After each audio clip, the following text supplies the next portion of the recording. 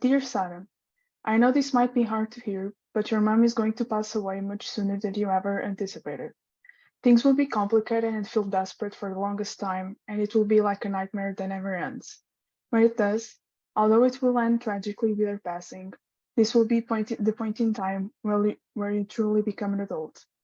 You'll grow the most you've ever grown, so take all your mom's lessons and teachings with you for the battles that may come next, since she's no longer here to guide you. Despite of all the bad things that come your way, stay in touch with your friends and your friends' friends. Networking is important, and talking to people is terrifying. I know that, but it will serve you right on multiple occasions. Finally, don't forget that your mom always trusted and encouraged you to be ambitious. So don't be afraid to taking risks, especially when it comes to your professional life. Even though you think you have everything planned out, be prepared to be thrown a curveball and turn bad situations into opportunities you can take. Yours truly, Sara. The Heart and Hard Work podcast lets us walk alongside extraordinary people, reflecting on their stories to share learnings, mindsets, and actions that help us be our best. I'm the host, Rob Maloney. I've been guided by teammates, leaders, and mentors through life's most intense challenges, and they've empowered me to build this podcast space so we can grow together. We all face different challenges running our own races, but we can celebrate the power of our diverse stories, united by the thread of building our best selves with heart and hard work. Sara Bonito, it's great to have you. Sara, for our listeners, so they know, you are Portuguese Microsoft alumni with a bachelor's degree in applied mathematics, a former triathlete, and a podcast co-host. So we have a ton in common. And your ability to adapt under all scenarios is what's led you to take on the challenge of leaving your home country of Portugal to settle in Geneva, Switzerland. And today you work at Deloitte as a business analyst and help companies to implement global mobility technology solutions so they can effectively manage their global workforce. Sara, thanks so much for being with us today. Yeah, thank you for having me. Really happy to be here. Yeah. What are you drinking, Sara? So today I'm drinking kombucha. I've been using it kind of as a replacement for fizzy drinks since because of the whole spike in glucose. I think it's a better replacement. Yeah, and improves your gut health as well. So been obsessing about that recently. Nice. You're not the only person I know who's been obsessing about gut health a little bit. I have some decaf coffee in a mug that says just smile and nod. So great that you, being someone who is formerly a listener, listening in the car or having that morning coffee. So we'll be sipping along with listeners as they reflect and grow with us in this episode. So in this kind of new season, I know I'm really excited to share about it. The first question I'm going to ask you is, how do you want to be witnessed? And then we're going to get into a reflection together. And you actually wrote a letter to yourself. So I got a chance to read that. I'm really excited to have the chance to share that with listeners and just think about how we go through the process of reflecting and turning our hindsight into foresight. But the first question that I'm going to start is the way we always like to start, and getting a chance to see the way you want to be seen and really experience you, is, how do you want to be witnessed? Yeah, so I think that's a great question overall. But I think for someone who's as young as I am, I'm just started working for about a year now. I'm 22. I have no idea who I am, but I've been able to come up with some stuff that I've learned more about myself over the years, and just feedback that I've gotten from people in general. And overall, I think that my greatest asset and what I see more in myself is just the ability to be adaptable and to just have the grit to see similarities in different situations, kind of taking from the mathematical concept of homeomorphism, where everything is kind of similar through a function is kind of high level mathematics. But I just try to find similarities in things and just be able to overcome any diverse and situations that I find, whether them being good or bad. And this has played a very significant role throughout the different things that have happened in my life. And just overall, I just like being the person that is always there. If you need something, I'm here. I'll do A, but also do Z. It doesn't matter anything in between. I'm just here. No worries. That's awesome. So you've earned a couple sips from me alone in there. I'd be really impressed if some of our listeners get the homeomorphism. I don't know if you need a master's degree for that one or if you just enjoy it, but so really incredible. Thank you for sharing that. And the beauty of that question is not the need to have the perfect answer, but to spend the time reflecting on that. If we don't do that, then who really is? So that's a question I like to ask myself often and ask the people around me. So thank you for just sharing that with us. I think some other fun facts about you too is you've had and you survived polio when you were 5 years old. That's incredible. And when you were 8, you played at Coliseo de Rucres. I can't even say it correctly. That's close enough, I guess. It's called Coliseu dos Recreios. It's a Portuguese music venue, and it sits around 4,000 people. Gigantic concert hall. That's no small feat. So incredible that you would be able to come spend some time with us on this podcast and we get a chance to reflect and grow together. Like you said, 22 years old, who really cares about the number itself? Just it's important that we're always doing this and we're a part of that team with each other. So with that said, you're never too old or too young to be reflecting. And so you wrote a letter to yourself at another point in time. And so I want to give you the microphone now to share a little bit about that, a little bit about who you wrote it to or like yourself at what point in time and why, and then maybe to actually just read it out loud. Yes, so my letter, where is this? Okay. So I can just go ahead and read it. Maybe it's better for everyone. Perfect. So, dear Sara, I know this might be hard to hear, but your mom is going to pass away much sooner than you ever anticipated. Things will be complicated and feel desperate for the longest time, and it will be like a nightmare that never ends. When it does, although it will end tragically with her passing, this will be the point in time where you truly become an adult. You'll grow the most you've ever grown, so take all your mom's lessons and teachings with you for the battles that may come next, since she's no longer here to guide you. Despite of all the bad things that come your way, stay in touch with your friends and your friends' friends. Networking is important, and talking to people is terrifying. I know that. But it will serve you right on multiple occasions. Finally, don't forget that your mom always trusted and encouraged you to be ambitious. So don't be afraid to taking risks, especially when it comes to your professional life. Even though you think you have everything planned out, be prepared to be thrown a curveball and turn bad situations into opportunities you can take. Yours truly, Sara. Wow. That is powerful. That was worth a bunch more sips from me as well. So just to give it right back to you, tell us more, like, what does that really mean to you? Well, I think that with my mom's passing the last year, it was a time of a lot of reflecting, but also a lot of time of pain, and both things at the same time, a lot of the times. And throughout that time, I just learned a lot about myself, how I handle difficult situations, but also a lot just about what trauma is. My mom, she struggled with an awful disease for about 6 months before passing, and so it was really hard for me to be able to see her kind of becoming a shell of a person that she once was, um, and struggling through all of that and not being able to be in control, because as much as you want to do everything possible to make sure that the person that you love is better, but when it comes to stuff like this, you just can't. And so you just have to be there, and sometimes being there is not enough.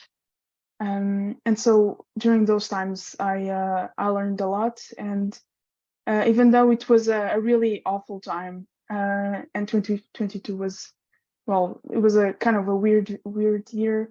It also came with a lot of good things, and I would think I was able to turn those bad things that happened between 2021 and 2022 into opportunities. I got my job at Microsoft, which was pretty cool. Then I left Microsoft and now I'm at Deloitte and moved to Switzerland. And so even though things kind of started badly, it's always a good time for to make changes, to take risks. And I think that even though my mom is gone, I just kind of try to do things that she would be proud of me for doing. And she always used to tell me that if she could, she'd be the first one to put me on an airplane for me to move abroad or something. Ah, So even though a lot of people, when I left home, they were kind of upset at me for me leaving. I know that she would be the first one to let me go. So I think it's all about that, as well as um, just honoring, I think, the the past and what people could be in the future as well. yeah, that's super powerful. And I think implicitly in your willingness and wanting to connect and wanting to share this message on a podcast, knowing that it can have such a meaningful impact on listeners and people who are probably going through something similar as well. Actually, my dad passed away in 2019. So it's not an easy thing for anyone to go through. And I'm sure as you've had people helping you through it, I've had people who helped me through it, and we're just there to help support. It is as much as it's a challenging thing to go through. I like the line that you pointed out. You'll grow the most you've ever grown.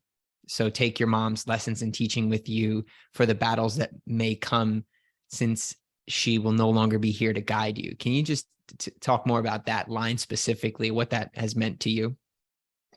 I think that when I was younger, well, when my mom was alive, she was just that guiding light. She always knew the right thing to say, and she was very rational. And so her not being here is kind of difficult for me, because I would always ask for her opinion, even if I didn't follow what she told me. Mm, And so her not being here is kind of difficult, because I want to make decisions, but I need to ask someone. And it's come to that time where I ask my dad about an opinion on a certain thing that I want to do, and all he says is, "Well, you just have to put it on a scale," which metaphorically speaking means you want me to put in an equation. I mean, I have a bachelor's degree in mathematics. I know what that means. And so it's just it's kind of gone to that the end of the line of, I don't have any more advice to give you, so you just have to go out on your own. And so my mom passing kind of meant that as well. And so it's been a really um, well, difficult time, but also I don't think I've ever felt happier. I've never been happier, actually, moving here to Switzerland as well. It's kind of weird that it took my mom to pass away for all of this to transpire, but it's just funny things happen in life, I guess.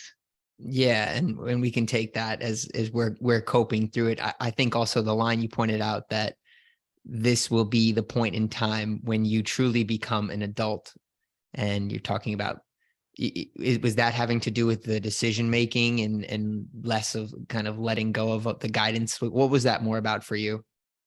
Yeah, I think it was mostly about that the fact that you, at one point when you become an adult, it's about the decisions that you make. Sure, you can ask for other people's opinions, but no one is there to validate you necessarily. And you don't have a fan club behind you usually. um, my parents were kind of that throughout time. Even when I did triathlon for 8 years, they were always there in every race. So not having that it's just kind of you're on your own, kid, and it just that's when life really begins, when you don't have anyone else to rely on but yourself. Yeah. I found that part of the reflection very interesting, specifically because I also had this similar theory that, you know, we always look at adults and we think, man, you just always have the answers. You always have the support. Like for me and my dad, he would always say, there's nothing lost in listening. Always listen to what everyone else had to say first. You don't lose anything. Then you can make the decision. But all I ask is that you listen. And then as you get older, you start to realize, like, wait a minute, adults never actually knew the answer. They just had to tell us something. So you get to that point where you realize you are the one that's accountable. For me, I realize I'm the one that's accountable for the decision. I need to consult as many people as I can, but there's no one specifically above me, especially as I continue. We're both young. We're both learning, right? Constantly. There's not always going to be someone above me that's going to be checking and looking, and I'm not going to be able to validate what I'm doing with them. So I really thought that was an interesting reflection that you brought out. Yeah, I think the biggest advice, at least that my mom always gave me, is that when you want things, you always have to ask for them. You always have to go and get them. And the worst thing that they can say is just no.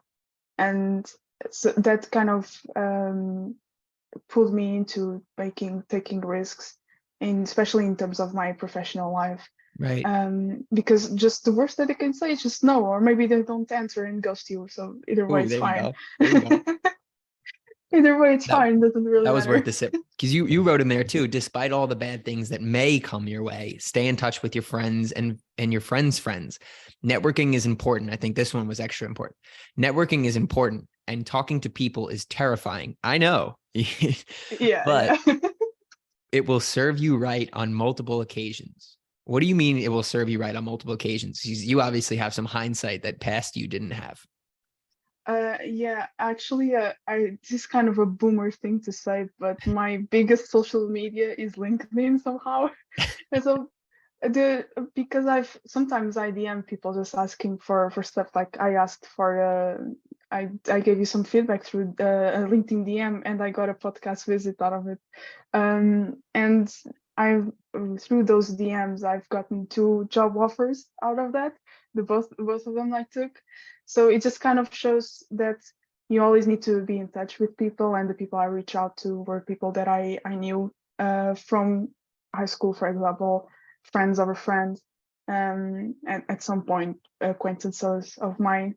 And so it's always really important to at least stay in touch, to find at least a contact, so that when it comes to maybe changing gears, changing your career, moving cities, whatever, you always have just a point of contact, even to get some tips or something like that. And at least for me, I struggle a lot with reaching out to people, and just interacting with people in general is really hard for me. I'm Yeah. very introverted and have a bit of social anxiety, and so I have to push myself to do that. And so that's the part of interacting with people is terrifying, and I know that because I'm still struggling with it. It's something I practice every day, but it's never really over, that kind of work. I think that that's so powerful to share that alone. Just the fact that that is something that you practice, and that you are taking active measures to take action on those things, and that you've seen results, you've seen the success. Because a lot of times we try something like that, like myself, I don't think I've always been this way naturally. I also had to practice, like what I used to always do was go to make a comment, or like be talking to someone and be like, I should say that. And like, I didn't say it. And then like spend the whole car ride home just being like, I should have said something. Like I had something to say. So I got better at just having a thought and just sending it, like just leaning totally into whatever crazy direction my hyperactive brain wants to take me in. And finding, like, in the beginning, all right, maybe it's a 50-50 toss up. Is this going to go well? But I guess we're young. We have the chance to. And I think at any point in life, the more you go, you get these refined thoughts, and you find yourself in similar situations. For myself, I would find that other people were just like, yeah, good point. Oh yeah, that's funny. Or like we just laugh, we relate about it, and then we connect because I was willing to go for it. Have you found that Yeah. that's been the case for you too?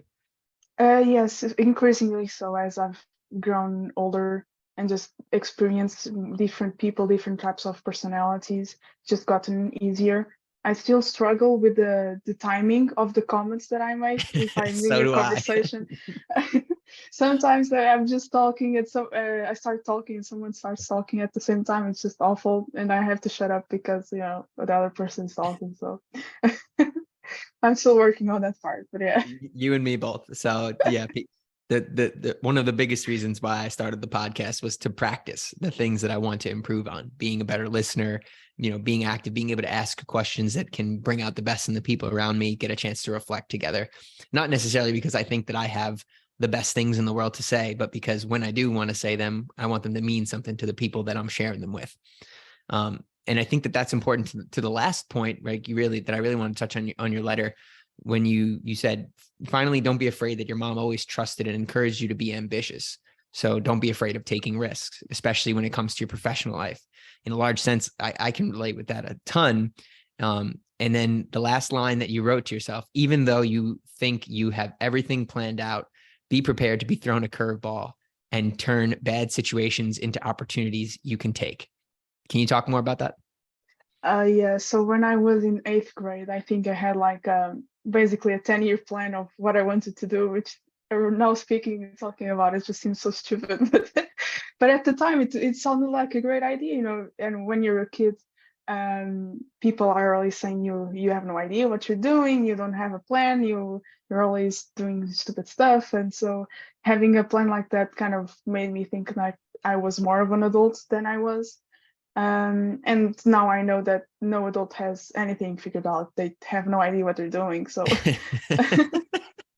but at the time, it just included me going to university and having basically straight A's to go there, and then doing a master's degree abroad. What ended up happening was I ended up going to a university, but for a different degree that I was planning on. I went to do the physics, but then I had changed my mind and did applied mathematics, which it's not that different, I guess. It's just more abstract. And I was actually in the same boat. I was physics, and I wanted to do physics because it was more tangible, but I already committed to math. Yeah. Well, physics also has like kind of that part, theoretical physics, and just in general, you do quantum mechanics, and it's completely mind blowing. But whatever. And what ended up happening is that because of COVID, due to I just wasn't feeling mentally there. I didn't have the right mindset to do stuff, and so I ended up failing three classes. I had to retake them, even though I was already accepted to do the master's degree in financial mathematics at the Royal Institute in Stockholm, in Sweden.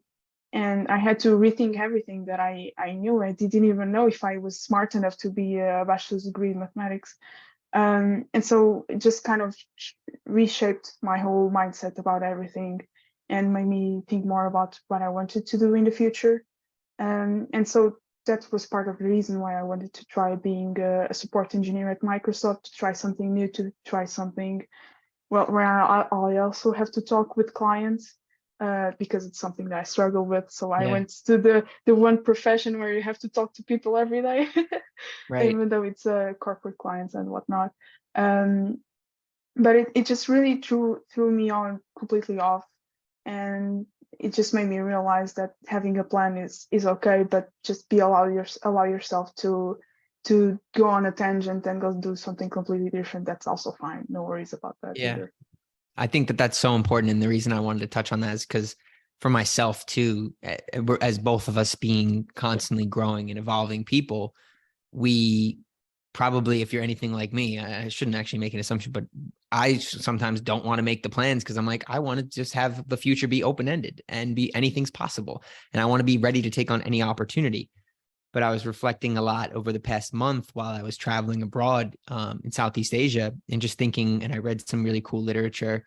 One of the biggest reflections was there's a matrix you can make, a 2x2 grid for opportunities for the future. The future can either be definite or it can be indefinite in your mind. And it can either be optimistic or pessimistic. So definite, indefinite, optimistic, or pessimistic.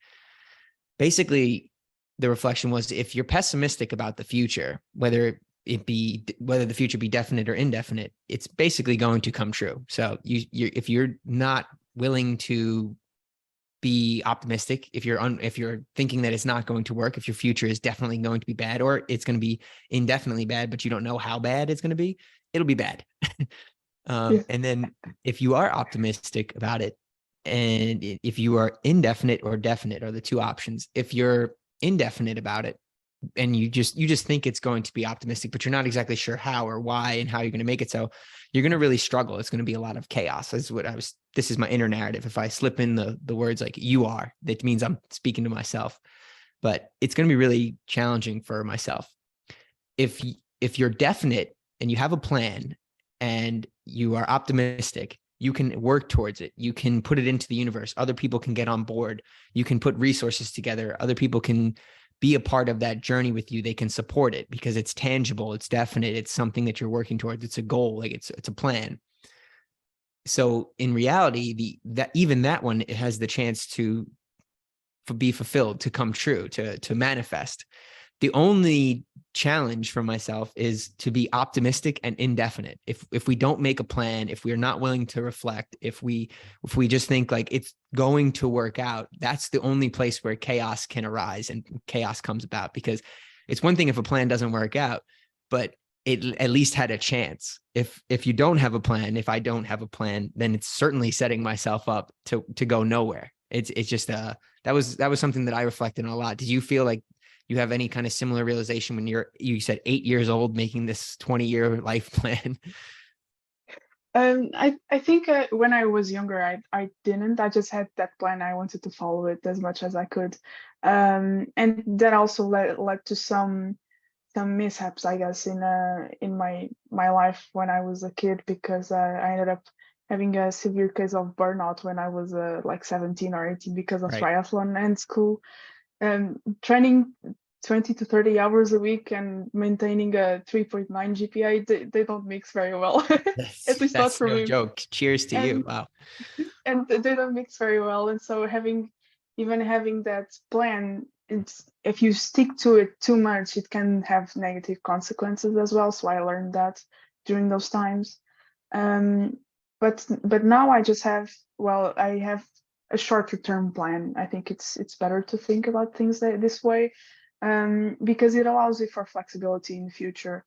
Otherwise, I just wouldn't be here in Switzerland, for example. I'd be still trying to get that master's degree in Sweden or something, and I just wouldn't have started my professional life as I am, and having the experience that I have at the moment. So yeah. That's so powerful. So I really want to wrap up this reflection a little bit and just say it's been really cool for you even now to be your peer and along here with you, just thinking that, none of us expected to be where we are today, and how you highlight that it's a continuous process and iteration, but you can't iterate if you don't have a plan. So it's really cool to think about how that's unraveled for you.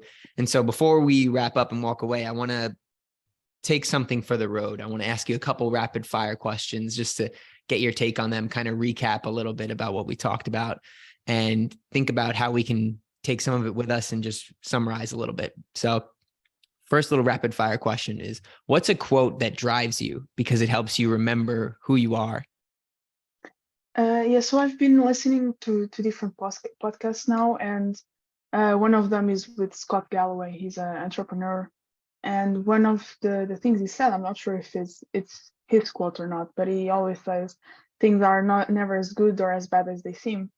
And I think it's relates a lot to what we've been discussing so far, because you just have to be flexible with what you get thrown at, because chaos is that machine that's always going to be throwing weird things at you, and just have to make what you can with it. Yeah, Right. And things are never as good or as bad as they seem. Yeah.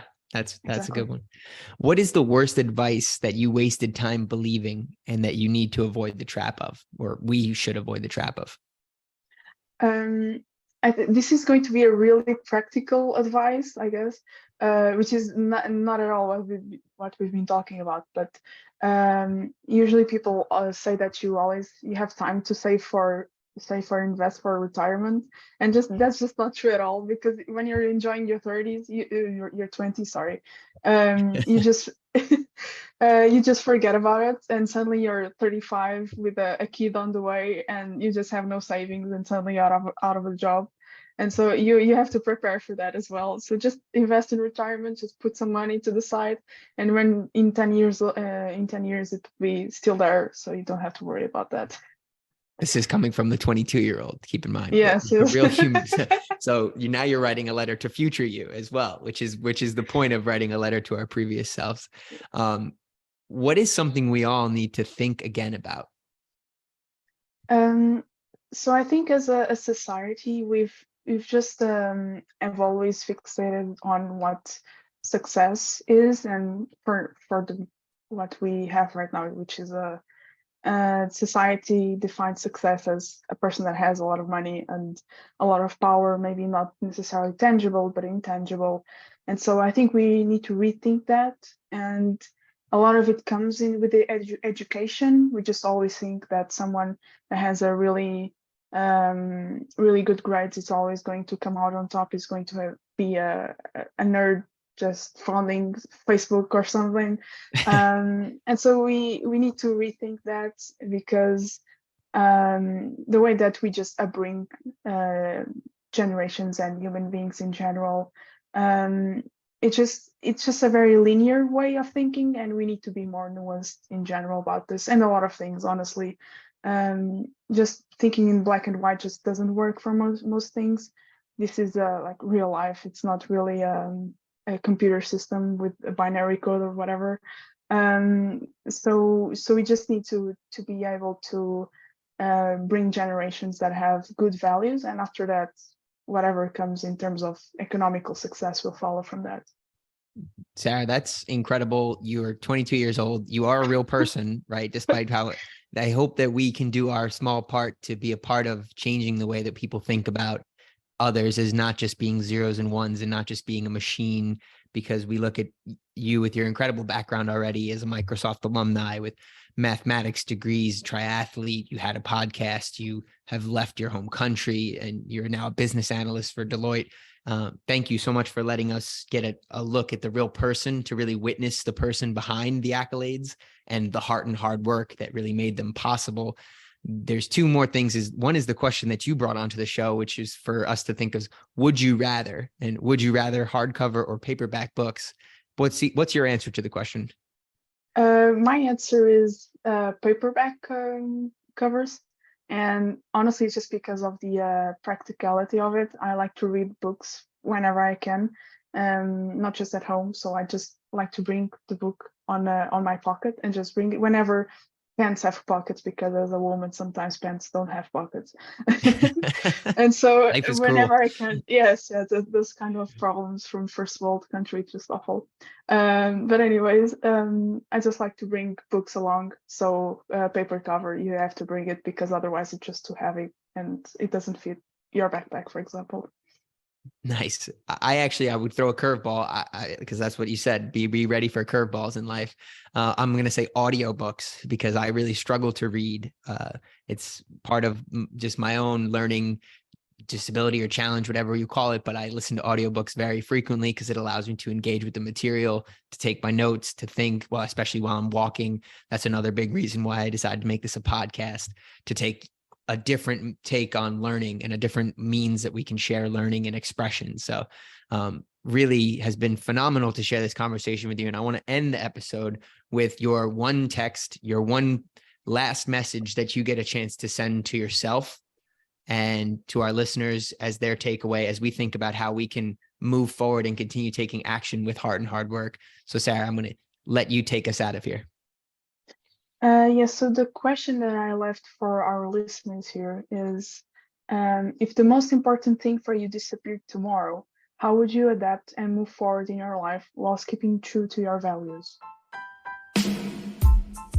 From me and the whole podcast team, thank you for joining this conversation of heart and hard work. We hope you'll follow so you can continue to grow with us. If you enjoyed this episode, a great way to turn your reflections into meaningful action is by commenting, sharing, or liking us on your favorite podcast platform, Instagram, Facebook, or LinkedIn. It also really helps share insights from stories of heart and hard work with the people who can benefit from them the most.